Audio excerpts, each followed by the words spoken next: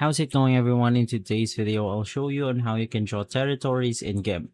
Let's get started. Basically, first things first, you want to create a new file. Now in here, you can customize your image size the way you want to.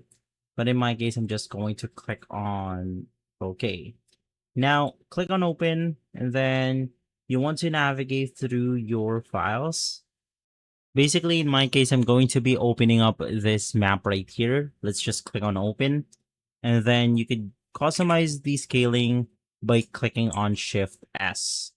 But basically, I'm fine with this one, so let's just click on the scale option. From there, let's create a new layer. And then you want to navigate through the tool called Path Tool.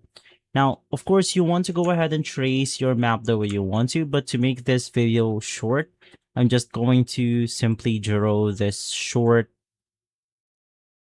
path right here. So you could just trace around your territory. And then to close out the path, you could just click on the starting point, press enter, and then it will be highlighted right here. Now you want to click on the paintbrush icon, and then of course you could just choose the color that you want to apply onto your territory. And in my case, just to reduce it, I'm going to reduce the hardness of it. And of course, you could also do something like adjust the opacity of it. But in here, I'm just going to simply paint on it.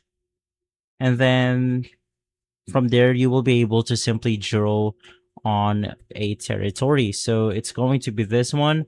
If you want to create another territory, you could just do the same thing, which is to create another layer, draw your path, and then from there you could do whatever you want to. You could put text in here and as such. If this video has been helpful, leave a like, subscribe, and follow us for more videos like this. Thanks for watching.